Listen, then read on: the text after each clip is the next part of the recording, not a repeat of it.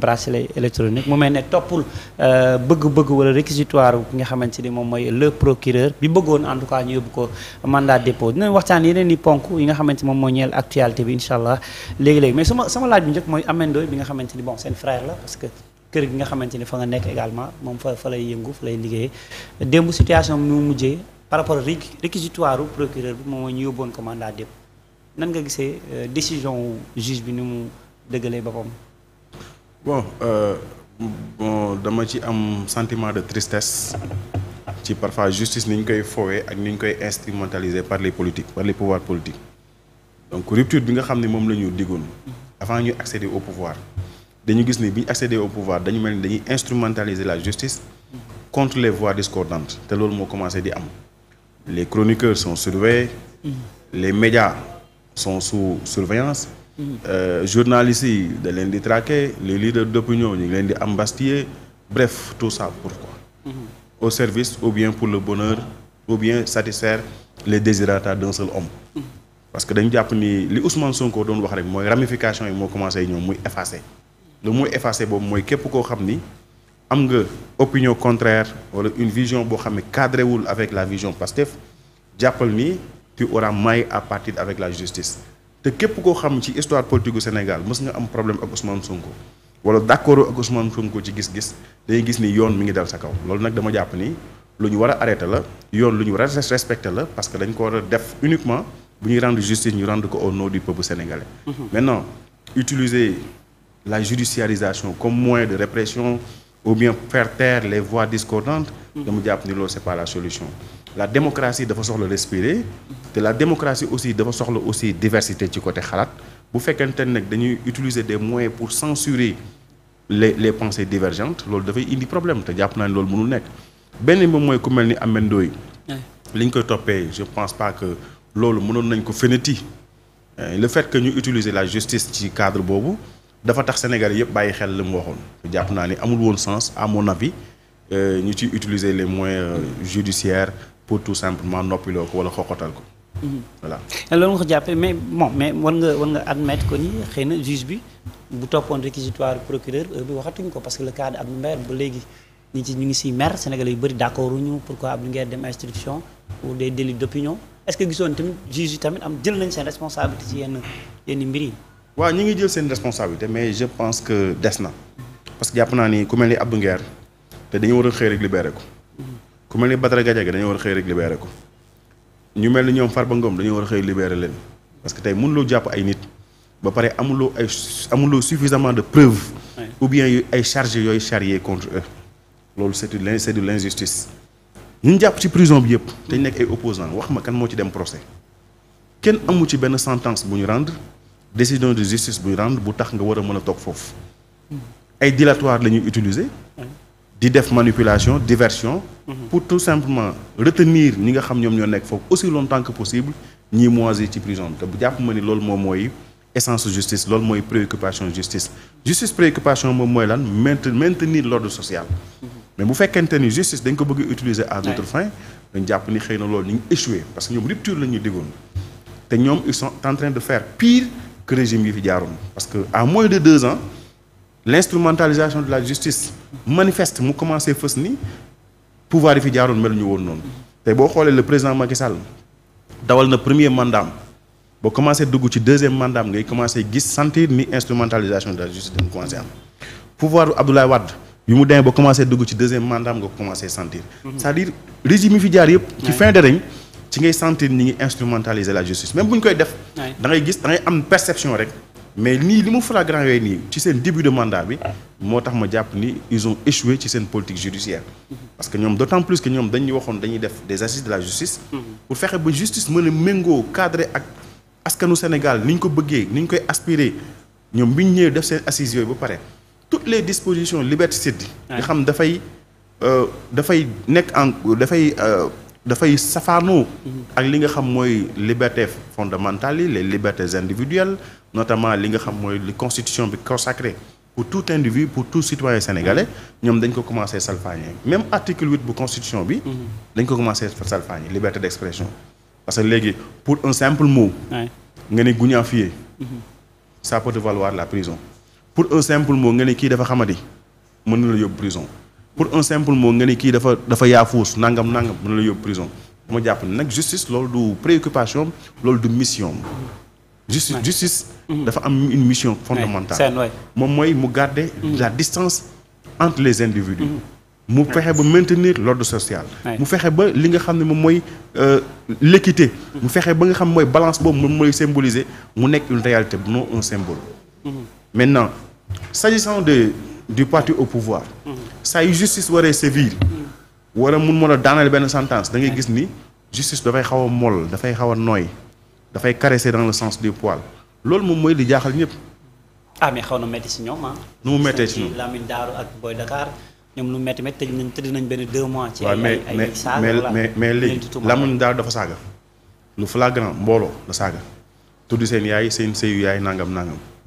léegi Abdou Nguer nañ ma génneel benn vidéo bu mu saaga nañ ma génneel Badara Gadiaga benn vidéo bu mu saaga amul. ñiy wax ñëpp kenn mënu la génnal benn vidéo boo xam dana la Abdou Nguer fii la saaga te pourtant toog na plus de 6 mois ci prison bi loolu mooy justice à 2 vitesses fii dégg nañ fi des propos outrageux des propos offensants des propos ethnicistes extrêmement graves muy viser une communauté procureur autosaisirul te en l'espèce suñ code de procédure pénale dafa wax ni yu mel noonu saa yu jubee ci mpénc procureur dafa am les mains liées dafa war a autosaisirul mais procureur toog na jéem a feneti ba ay plainte jóg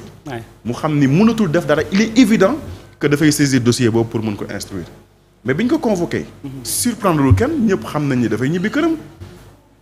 léegi loolu du injustice la moo tax ñuy wax justice à 2 vitesses système bi ñu doon wax di ko xeex ba léegi ñi fi doon perdre seen ñàkk seen bakkan di ñàkk seen bakkan combat yooyu yëpp déjà dafa caduc avec l'avènement de ce mais bracelet électronique bi Ameth Ndoye est-ce que jàpp ne amul lu muy freiner xëy na ci soit élan wala communication parce que bracelet bi chaque instant chaque 2 heures de temps 1 heure de temps mën nañ la woo téléphone bul dem fii foo jëm demal chargé dañu lay contrôler comme c'est pas possible est-ce que du xaw a laal tuuti côté liberté voilà. waaw parce que bracelet électronique bi. dafay couvrir benn zone géographique. est-ce que sax mënu ko empêcher pour muy def liggéeyam normalement. xaw ma yan conditions lañ tëral ak lan lañ wax ak moom. mais est-ce que mënu ko enfreindre ci côté profession te liggéey boobu moom moo koy dundal bu fekkee dañ ne ko zone bii lan la delmiteel waroo ko génn loolu ça pose problème beneen bi moom mooy aussi bracelet électronique bi c'est encombrant et puis benn torture morale et psychologique boo xam ni à chaque fois nga koy porter di ko gis dafay nekk leneen dafay nekk loo xam daf lay xaw a stigmatiser ci société bi moo tax ma jàpp ni war nañ trouver d'autres voies et moyens am na yeneen combat yoo xam ni mérité na ñu mobiliser suñu énergie mobiliser suñu capacité mobiliser li nga xam mooy les forces régaliennes de l'État que ay combat politique wala ay combat yoo xam ne dafa jëm ci wàllu opinion ak yooyu je pense que réew mi ni mu amee insécurité agression yi nekk fii narcotrafiquants yi di dugg drogue bi di circuler yamba bi et cetera mais yooyu moo waroon a nécessiter mobilisation de la force régalienne de l'État mais c'est à croire que actuellement procureur wala juge yi wala magistrat yi dañuy toog rek scotché wu ci télévision pour di xool débat politique kan mooy déraper wala kan mooy utiliser un mot de trop wala un mot offensant à l'égard du pouvoir pour que ñu mën a servir alors que loolu nekkul woon seen mission. mais keroog procureur dafa waxoon ci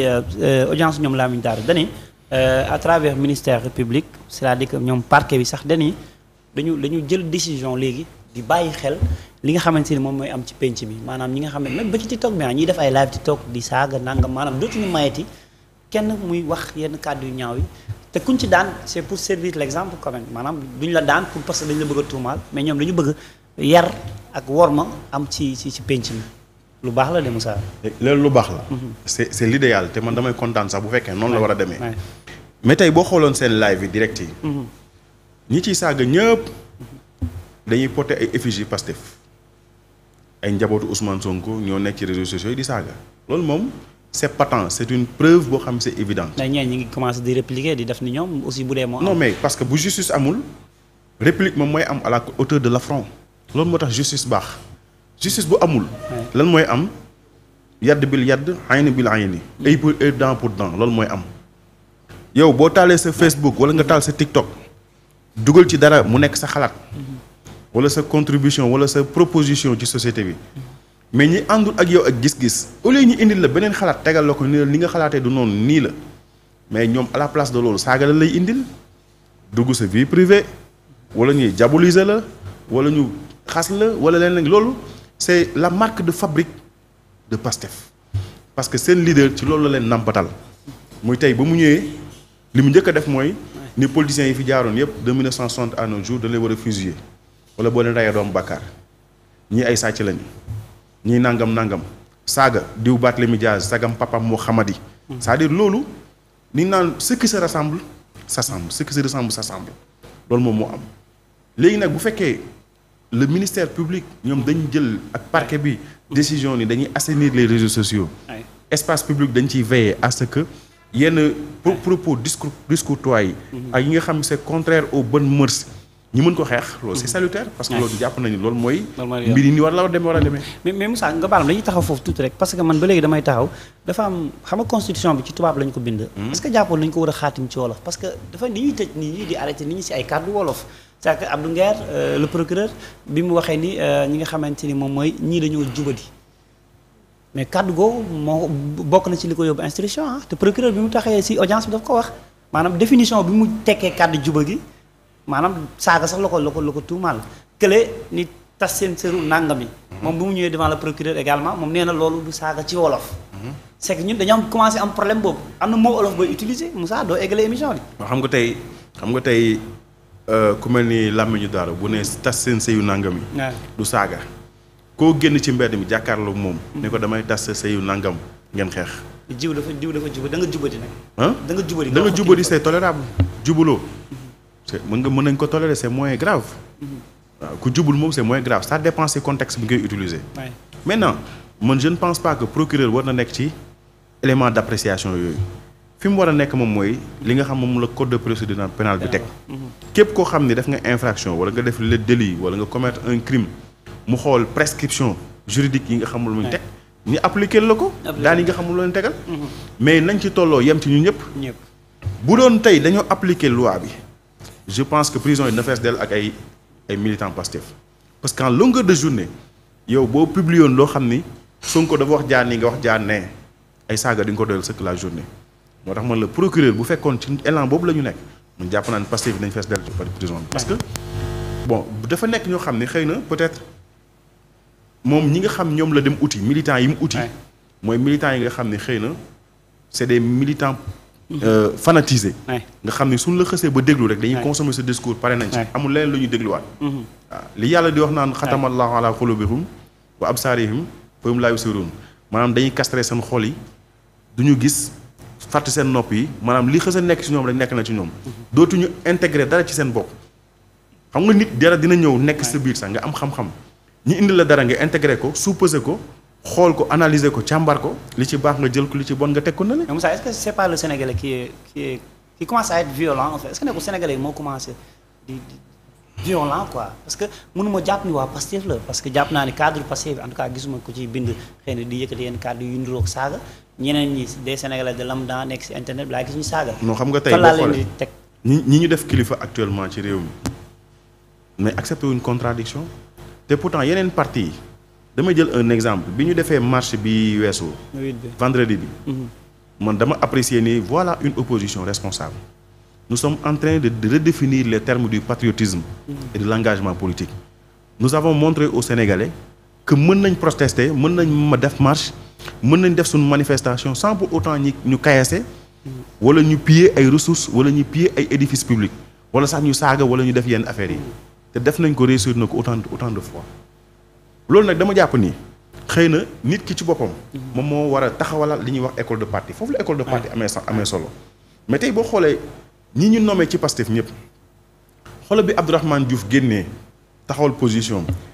ni dañu war a préserver la cohésion nationale justice